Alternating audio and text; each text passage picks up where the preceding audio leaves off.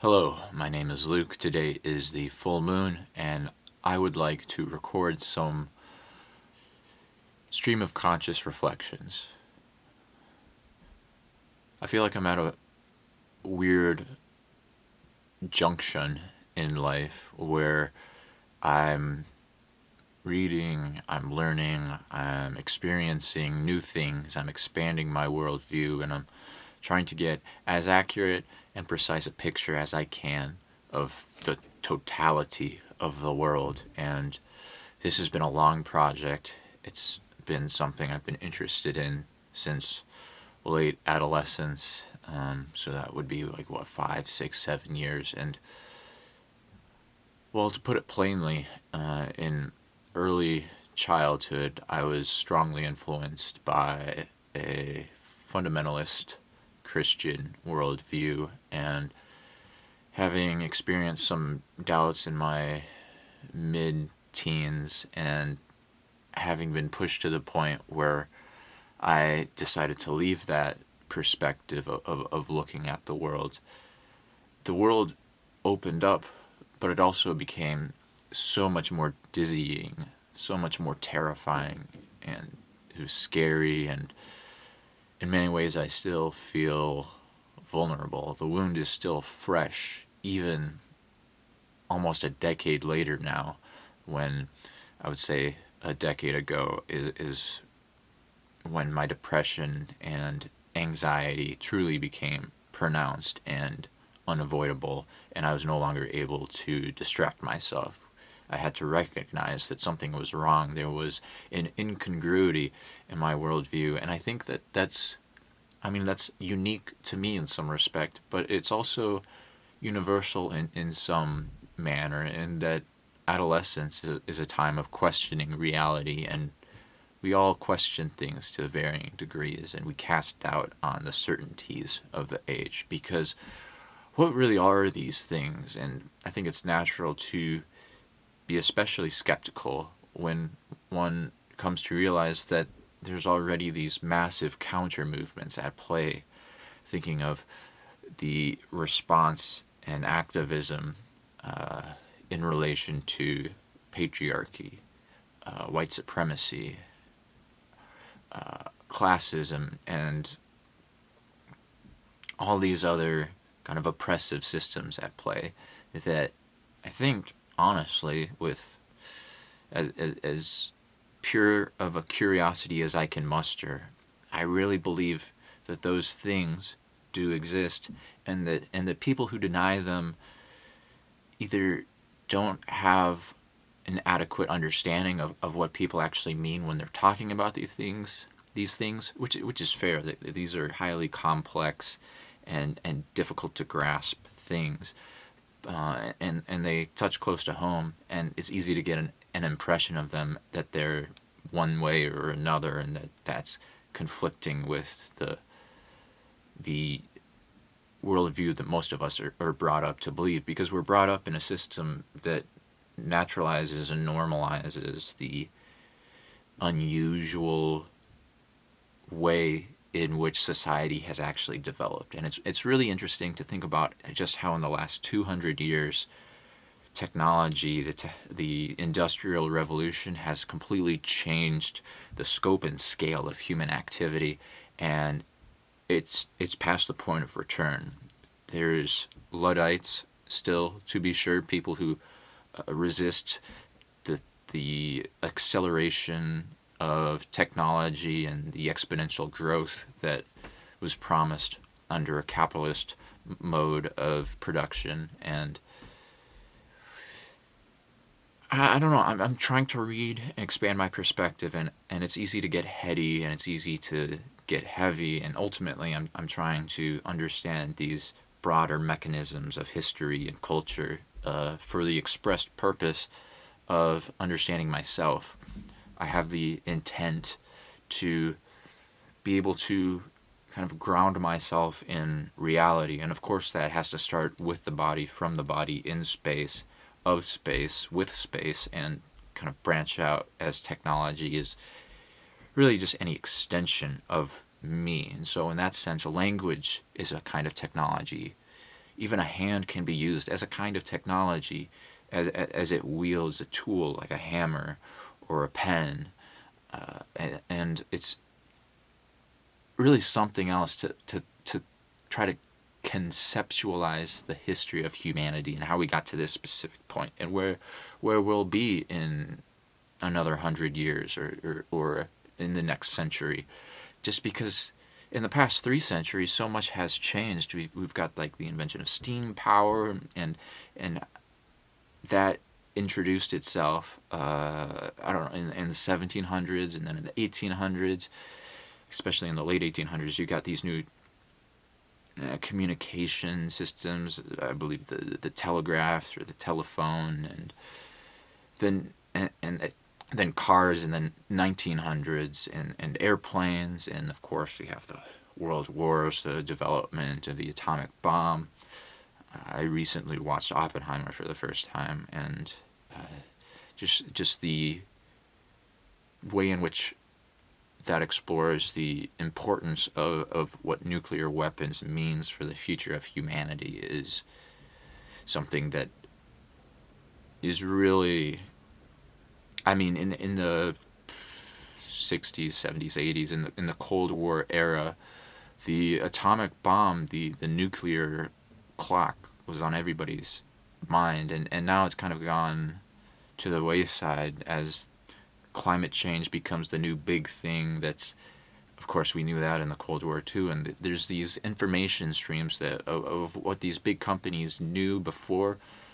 I worry I'm getting off on a tangent here, and of course, just because I'm rambling, by nature of this very video, I'm not going to be able to cite my sources per se. I can just say that I've been reading as much books as I possibly can, but in some sense, I think that reading can also subvert a necessary line of thinking that just stops and is, I think reading can project in a way that disembodies us in the same way that screens can disembody us, whether that be phone screens or laptop, computer screens or camera screens.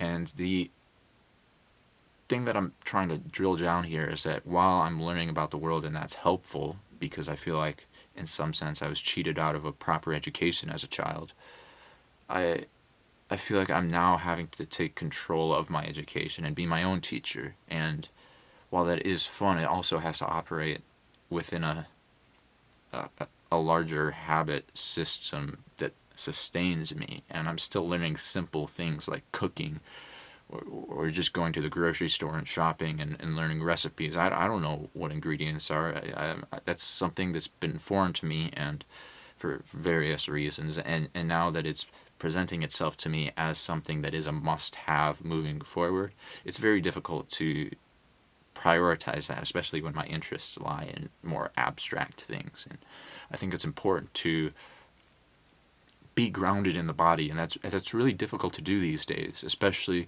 with the way that social media and online platforms and mass communication and television and news and short form or long form media content, that's all kind of pushing us toward a kind of attention economy, which is unlike any other time in human history, in the way that everyday life has been financialized, commodified, flattened, and kind of excavated, and you could say even colonized. Everyday life has been colonized in some sense. Obviously, colonialism is not a metaphor, and there's some real terrible history there that we have yet to even scratch the surface of making amends, and how to move forward in a way that's respectful yet understanding of where to go from here, because the world is in such a precarious, interesting spot right now with the advent of globalization.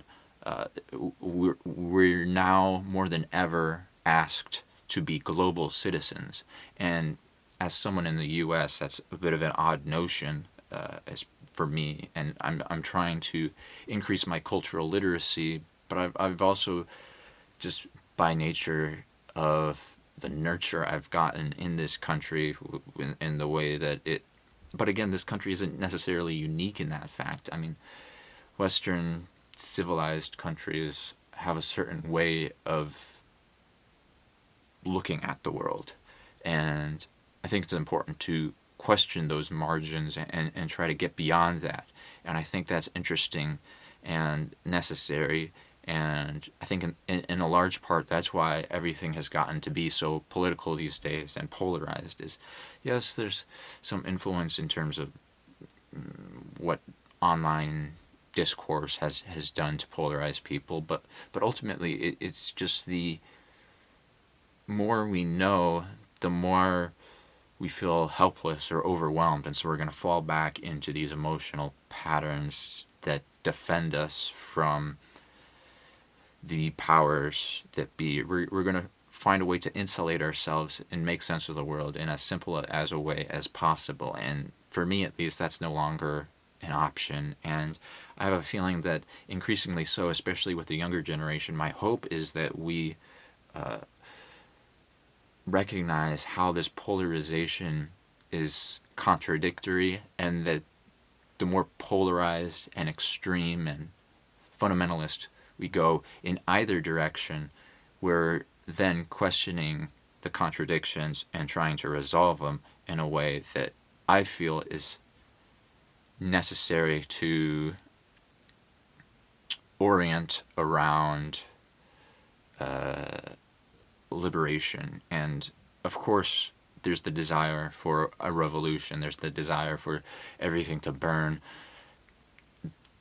Some of that's a bit naive, but it's coming from a real place. And I think if you look at the history of the past few decades, even, we see that social change is possible. It's just going to be met with quite a bit of resistance for various reasons. And so it's important, I think, to just find ourselves and find our footing in this time of transition, because it's transitory in the sense that time is fleeting, but it's transitory also in the sense that it's moving, and it's up to us to determine whether that movement is progress or regressive. And while that is a kind of subjective notion, I feel like we have to hope that the best can happen. And even amidst the turmoil of these times, the ecological disaster and pushing planetary boundaries beyond a point of being able to mend them, it's difficult to be able to recognize that, also acknowledge that there are skeptics and doubters who, as much as we may or may not like them, we have to at least include them in our overall picture of humanity. And I don't want to alienate anybody with my thoughts here, but this is genuinely just my general sense of the world as someone who is 25 years old. And so of course there's going to be limitations, and of course there's going to be things that I don't know, but I'm only going to learn through a process of speaking and expressing myself. And that's why free speech, I think, is so important, is because if we repress our feelings, we then have to kind of rely on other people who manufacture certain ideologies that we then insert ourselves into, and then they do the thinking for us. We outsource our own emotional development, and then that kind of stunts our growth as humans. And I think that's one reason. There's multiple reasons, but that's one reason for why it's taking longer for children to grow up.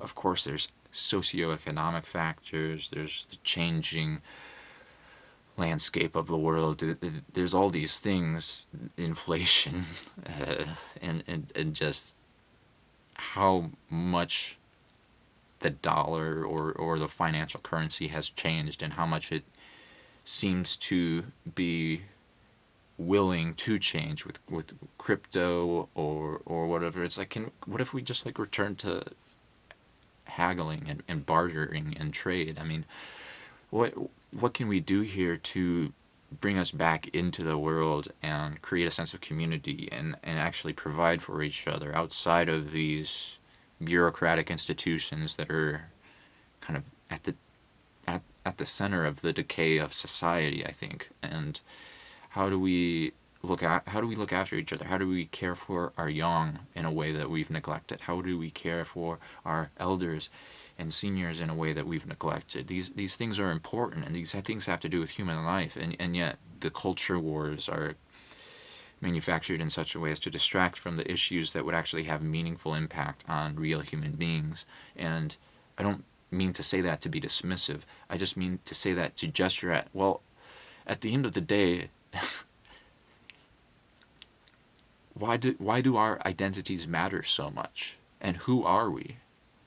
And I recognize that for minorities, their identity is in large part shaped by the oppressors in society, and so they have no choice, and they need that identity to be able to connect with one another to some extent. And I'm really hesitant to say anything here because I know that it's incomplete. I know that it's probably incoherent.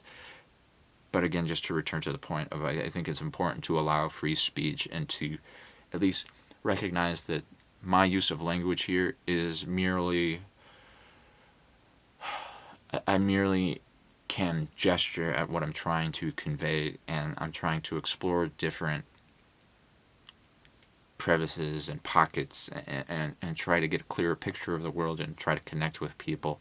And I understand that like my desire is to be able to understand these things fully and speak about them in such a way that's in which I'm able to give as complete nuance as I possibly can. But I also have to recognize that that's near impossible, and if I wait until I can somehow get to that imagined perfect state of nuance, then I don't think it's possible to get to that state without making mistakes. And I just hope that my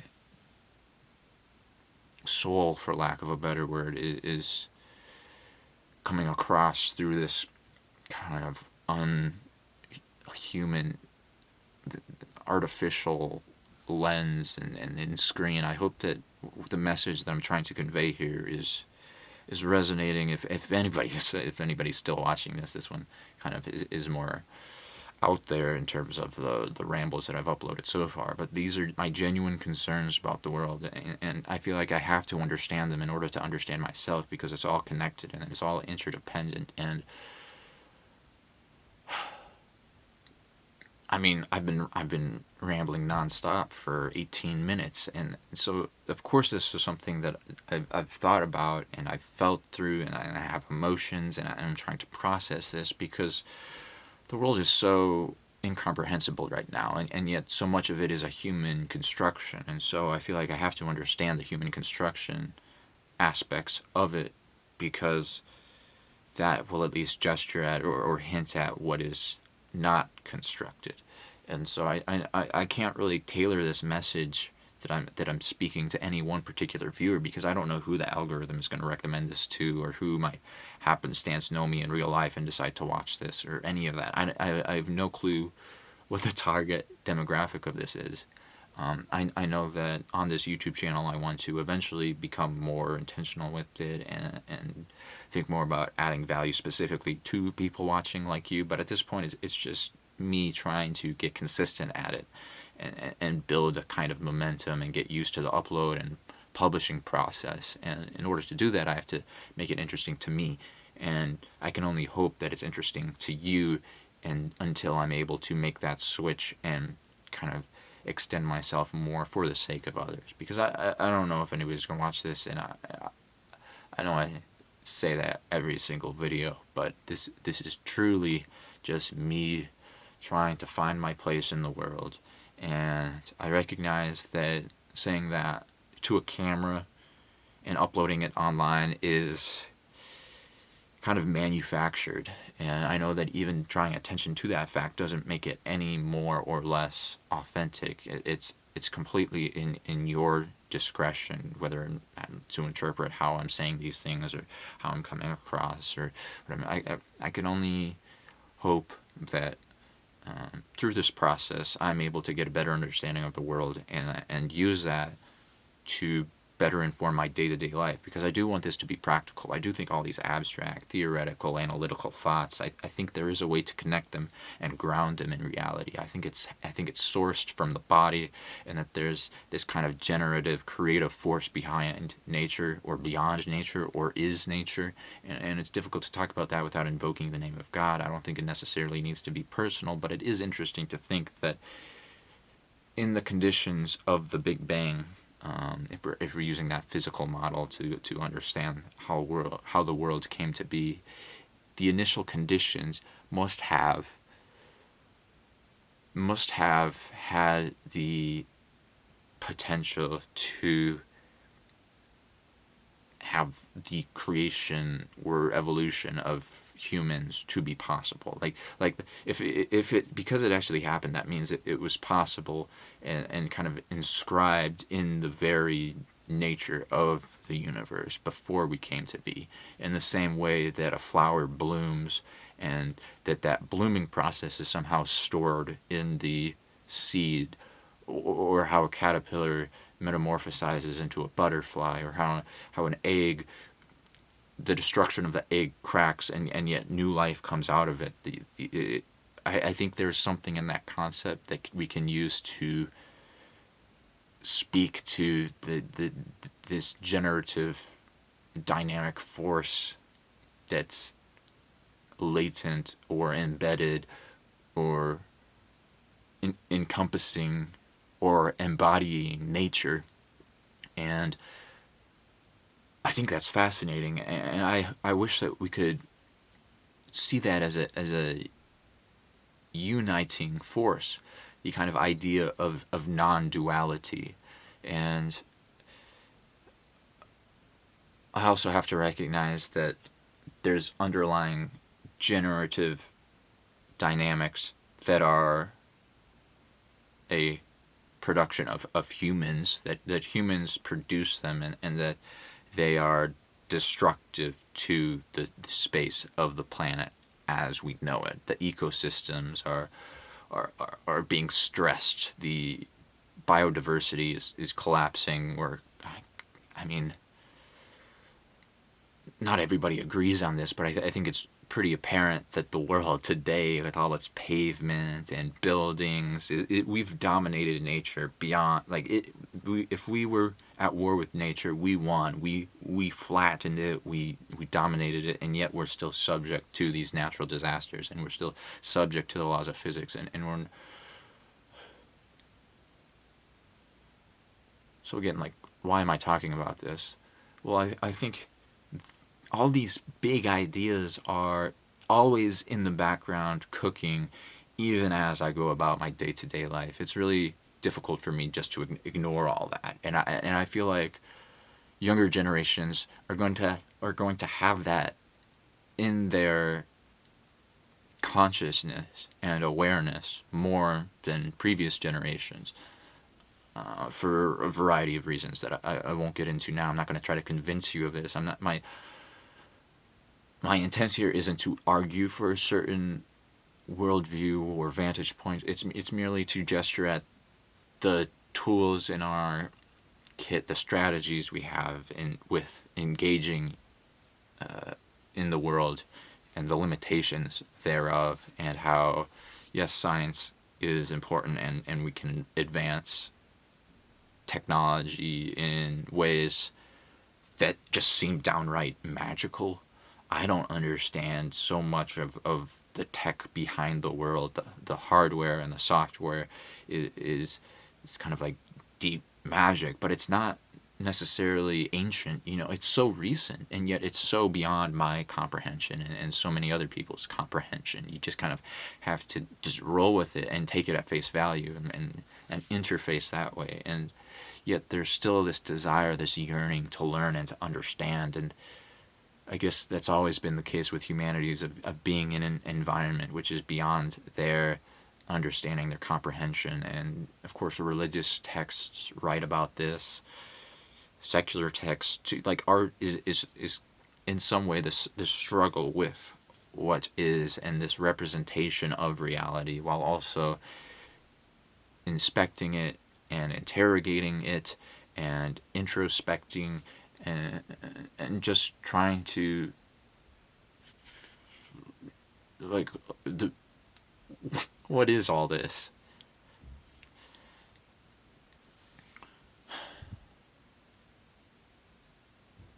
And so I started this recording with just the intent to ramble on and on and on, and that's what I've done. And I don't know what the general impression of this recording is going to be in the world, but I, I, I want to close with the acknowledgement that all of what I've said is simply happening, whether you agree with it or not, whether I agree with it or not. It's happening. There's conversations happening, and people are aware. Nothing I've said is new. It's just we don't necessarily spend a lot of time thinking about it, and yet we are asked to operate in this complex web of reality, this social web of connectivity. And we're asked to do this and operate in such a way that makes it difficult to even begin to conversate about these things. And I want to talk about these things all the time. I want to question these things and learn more and truly understand our place in the universe, so that we can be more informed and more equipped to actually do something about it and make an impact on the planet and for the future that's actually positive, or changes course from the destruction and the massive trauma that we've caused the biosphere. And I think most of all, it has to start just like we are all just individuals, and so it helps to become aware of our bodies and what our bodies actually mean to us and what the sensations mean, and kind of explore pleasure, explore sensations, explore perceptions, and just kind of dig deep and actually recognize the qualitative aspects of experience. I think that's what I'm trying to do in my day-to-day life. And of course you have to balance that with the recognition that you have the future to plan for. You can't just get lost in the moment necessarily, but the world requires some structuring of time and space, but ultimately it's irreducible to qualia, to consciousness, to awareness and attention. And isn't that just wonderful, fascinating, bizarre, scary, eerie? It's weird, and it's, queer in the sense that it doesn't easily fit into categories. And I think that's what I'm coming to realize and coming to embody, is this idea of queerness and what that means to be in a world that fears difference, even though everything is kind of headed toward differentiation. But with that difference, we also have to make peace and connect and recognize the interdependence of everything and everyone, the interbeing. And